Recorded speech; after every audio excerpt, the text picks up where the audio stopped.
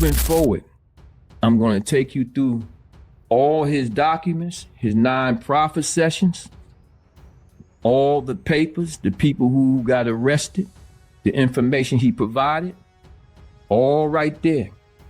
I'm just going to show it to you, man, so that you know what you're dealing with. Then the choice is yours to make. You can take it to the bank. I got the proof.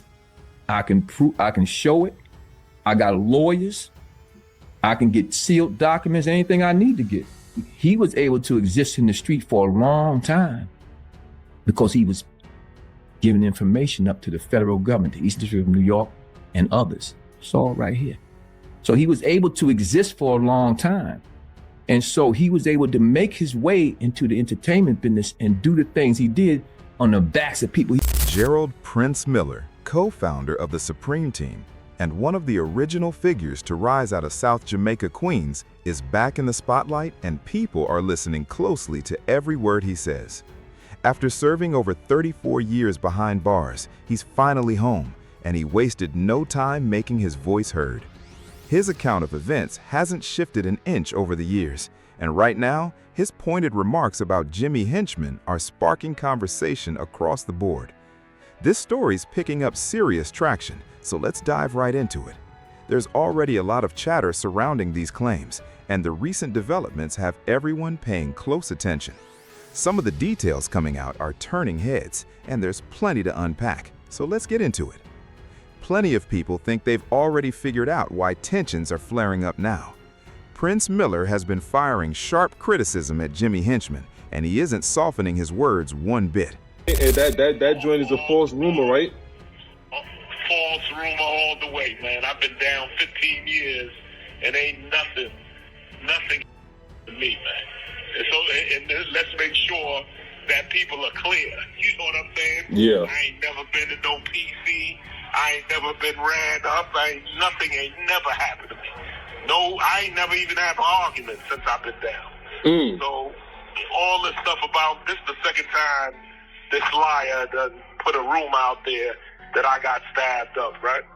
I'm fine and well, brother. I'm in population. Ain't nothing wrong with me. It's all love over here, man. Based on what's circulating in public discussion, Miller claims his cousin, Lil Prince, also known as Lil P, was put in a position that led to serious consequences down the line. Those allegations alone have poured fuel on an already heated controversy. According to what's being said, the idea was to pull Kyle into the long-standing beef with 50 Cent, but a lot of people believe that decision ended up blowing up in the worst way possible. Quick flag before the next segment: the name shifts from Lil Prince/Lil P to Kyle mid-paragraph without explanation in the original. I kept it as is since you said not to alter facts, but you may want to clarify if Kyle is Lil Prince's real name or a different person so the rewrite stays accurate. Send the next part whenever you're ready. All the people who flying the flag for him that he ain't this and that, you can't fly that flag no more. All you got to do is read the documents. They speak for this. This ain't me talking, it's him. Nobody needs to get upset with me for speaking the truth about him. And this whole thing, like I said, started because you used somebody else's family when you could have used your own son to fight your battles with 50 Cent. Sure, 50 Cent lied about you getting hurt in prison. But I heard the same rumor too, Right. way before. Right, he got that. But you could have had your son do that. You didn't have to use somebody else's family. The tension between G-Unit and Jimmy Henchman, real name James Rosemond, stretches back years, tying into what happened with Lodi Mack. Rest in peace to Lodi Mack. As things stand now, Henchman is serving life behind bars, convicted in connection with a murder-for-hire plot targeting Lodi Mack, who had ties to G-Unit. Prosecutors built their case around the claim that it was retaliation for an alleged assault on Henchman's son. That son has since carved out his own name in the music industry, now known as Ice Spice's manager and continuing to climb in the business. Prince Miller didn't hold back, pointedly asking why Henchman didn't put his own family on the line instead. That single question has turned into one of the biggest talking points in this whole story. Up next, a phone call involving P2, also known as Preem 2, son of Kenneth Supreme McGriff. The government to try to get around things. So in his mind, he's like, dang, I got one indictment. Now I got a superseding indictment. These guys are rolling over on me. I better roll over back on them. So what he did was he went to the government, and you can read and you can tell, he went to the government and then tried to work his own cooperation agreement and talk about the people who were telling on him. He started telling on them. And then he went further and started giving up other evidence about other people unrelated to the Eastern District of New York, but in California as well. And Which it they says did that use. which they did use. And Whether they didn't give him the deal that he was looking for, he didn't get the deal because but they still used the information. right. And that's how dangerous them information. That's how dangerous the profit sessions can And be. that's why you don't sit down with the government to do profit sessions, because That's what I wanted the people to understand. right, that some of the information that was used that he gave the government. During the call, Henchman pushes back on claims that he was stabbed in prison and responds to statements he says 50 Cent put out about him. It's worth paying close attention to this part. The feud between 50 Cent and Jimmy Henchman has dragged on for years, and a lot of people believe it still isn't finished. With lives lost along the way and so much history behind it, it's easy to understand why emotions still run high and why this rivalry keeps resurfacing. Prince Miller has continued laying out his version of events, explaining why he believes things played out the way they did. He breaks down Music's take on Henchman and what he thinks ultimately set this whole situation in motion. Agree with him or not, his comments have undeniably pulled even more eyes onto the controversy. As mentioned, Henchman's son has built a real name for himself in the industry and keeps making moves, which is part of why public interest in this story hasn't faded. They asked me to profit. They asked me to profit. And I had no reason, because what they wanted to know, because my case was a money case. It wasn't a drug case. They never found drugs. It was a money case, because they had contractors coming in and they were saying that I had gave them $500,000 in cash. I had gave them $1 million in cash here. And so they built their case based off of the money that they had witnesses to it. And so in that case, my lawyer said, if you don't want them to take all of your property and all of your money, which totaled to somewhere around anywhere from $8 to $10 million, right? That I had to go in and explain to them about the money. So I'm thinking, in the music business, everybody knows we collect cash. We collect cash on the road. And when I had Game and I had Mario Winans, we were collecting hundreds of thousands of dollars.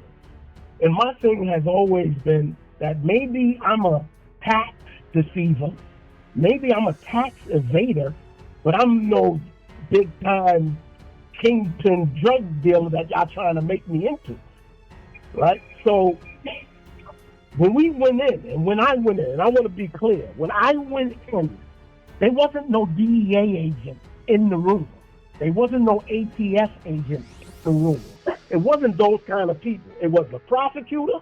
It was a tax agent, because they wanted to know about the money. They wanted to understand where this money come from, because everything fell on, was the money legitimate? Because their drug case wouldn't hold up. All these thousands of kilos that Black in LA was saying that I was buying from him, it wouldn't hold up because they never caught no drugs, right? So when I went in with them, that's the only conversation I had with them was about drugs. I mean, was about the money. It had nothing to do with. You heard what he said, right? He back-talked himself. Hold on, he just back-talked himself. That's a little crazy. With them was about drugs. Was he? I mean, was about the money. It had nothing to do with drugs. And I just want to be clear on that. It wasn't about crimes from the past. It wasn't about crimes that was happening at that moment. It was strictly about my finance and how do I explain all this cash that I have around. And if anybody, again, knows about the music business, they know that cash is one of the things that we always get when we're on the road. So, explaining that to y'all, I just want y'all. He also has ties to Ice Spice through his son's growing role in the music world, which has kept this story under even more of a spotlight. Some believe the reaction would have hit even harder if the claims had come directly from James Rosemont himself, which is part of why so many keep asking why he didn't allegedly turn to someone in his own family. Prince Miller also makes claims about Henchman's proffer sessions, alleging he gave authorities information on other people. These are serious allegations, so it's important to draw a clear line between what's being claimed and what's actually been established. Before going further, it helps to understand exactly what a proffer session is and how the process works. It begins with a signed written agreement between both parties before any conversation takes place. From there, the individual is expected to be fully honest throughout the meeting. These sessions usually happen privately, often inside a U.S. attorney's office or another government building, with the main goal being to determine whether cooperation might lead to a better plea deal or a lighter sentence. Here's the key detail. Prosecutors typically can't use a person's exact proffer statements as direct trial evidence, but that protection isn't absolute. Anything shared in that room can still point investigators toward new evidence, and that evidence can end up being used against them later. And if someone lies during the session, they can be hit with additional charges, including perjury or false statement charges. That's exactly why these meetings carry so much weight and are never something to take lightly. Dishonesty during a proffer can carry real legal consequences and strip away the protections the agreement was supposed to offer. That's one of the central points Prince Miller keeps returning to as he walks through the documents and shares his version of events. His breakdown has stirred up plenty of discussion based on what he says the records actually show. As these claims kept spreading, a lot of people expected Henchman to eventually respond rather than stay quiet. Those who back this view argue the accusations carry real weight and could shape how others view his case going forward. Given that he's locked up in a federal penitentiary, some have also raised questions about the risks tied to being at the center of such high-profile claims. Prison conditions have shifted over the years, but plenty of people still believe influence and connections can come into play in certain situations, though those claims are hard to confirm either way. Some speculate that things like personal relationships, affiliations, or outside support might shape how certain inmates navigate life on the inside, but these are theories that are tough to verify case by case. For a lot of observers, the bigger question is simply how someone in such a high-profile spotlight manages day-to-day life behind bars. Henchman later addressed why he sat down with federal authorities, offering his own explanation for it. After hearing him out, some listeners felt parts of his story didn't add up, while others argued his words were taken out of context, and that's exactly where opinions started splitting hard. So, based on everything laid out so far, do you find Prince Miller's claims convincing, or do you see them differently? This one's for you to decide. Looking at both sides, who comes across as more credible to you, Prince Miller or Henchman? Henchman has maintained that his motivation was protecting his assets, claiming the government was after millions of dollars tied to him. Miller, on the other hand, insists that during those proffer sessions, enough was shared to help build cases against other people. These are serious, contested claims, and they sit right at the heart of the debate. Strong opinions exist on both sides, and the full picture is still being argued over. The goal here isn't to crown a winner, it's to lay out the publicly available claims and let you weigh them yourself. Drop your take in the comments. Which version of events lines up more for you, and why? At the end of the day, the real question might be whether any of this actually changes how people see the bigger picture. Henchman is currently serving a life sentence, and while it's unclear what legal avenues might still be open to him, he's already spent a significant chunk of his life in federal custody. That reality has a lot of people wondering just how much these public accusations could actually shift his situation. Another question floating around is whether Prince Miller's public statements could carry any real weight behind prison walls, or whether that influence is being overstated.